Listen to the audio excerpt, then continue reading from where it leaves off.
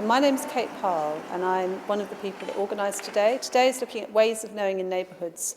And I think in my head, this day was about how the arts and how the sort of alternative ways of knowing, of looking at neighbourhood planning. I'm Graham Jeffrey, I'm from the University of the West of Scotland. I mean, I think what interested me about the seminar was the opportunity to bring together an interesting group of people from different sectors. I'm Jocelyn Cunningham, and I'm from an organisation called Arts and Society, and I do a lot of work with the RSA. My name is Robert Rutherford. I work as a social researcher in the Department for Community and Local Government. My name's Tim Neal, and for today, I think the thing actually I was very interested in was actually the zine as much as anything else.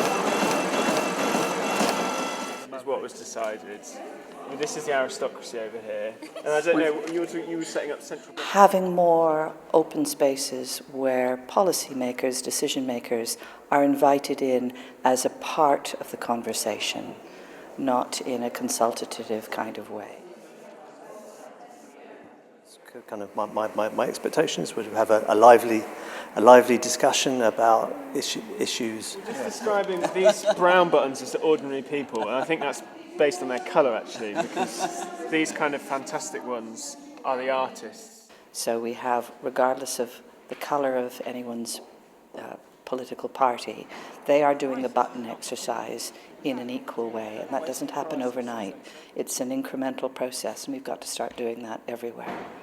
Because we're doing things like the buttons and the filming, we're able to create a different kind of dialogue together. And for me, that is urgent. It's not just a lovely, nice thing to do. If we don't change the way we talk, we're not going to change what's going on. The relationship between art and imagination, and the fact that imagining and how your community could be, or just thinking about things in new ways.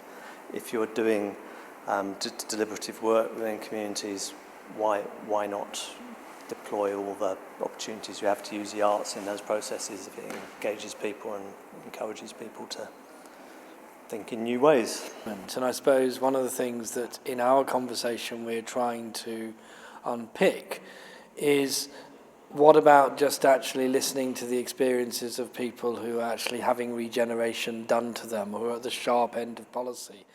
How do we get people to listen is my biggest issue in communities and also in government, and that's quite challenging. And then in terms of what I put in the zine, I was really thinking about the issues of doing anything with people in poverty, and I work in the communities I work with. I've worked a lot with asylum seekers, destitute asylum seekers who are in absolute poverty.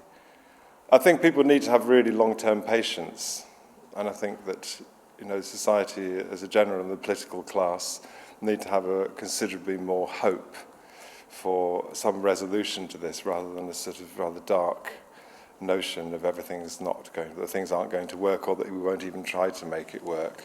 And the more people can understand what everyday experiences are like in those neighbourhoods and how people are actually living, the better the policy will be. If the policy is always kind of based on someone else's imagination of what it's like, and it's not rooted in the lived experience of the neighbourhood, you're going to end up with some dodgy policy. I like to come to events like this. Most of all is you hear from people we don't normally hear from, and it kind of sparks a thought, or you think, maybe when I'm thinking about a particular initiative or an idea, there's people we can have a conversation with, because it's quite often the conversations that come up after these events that are as useful as what you hear on the day.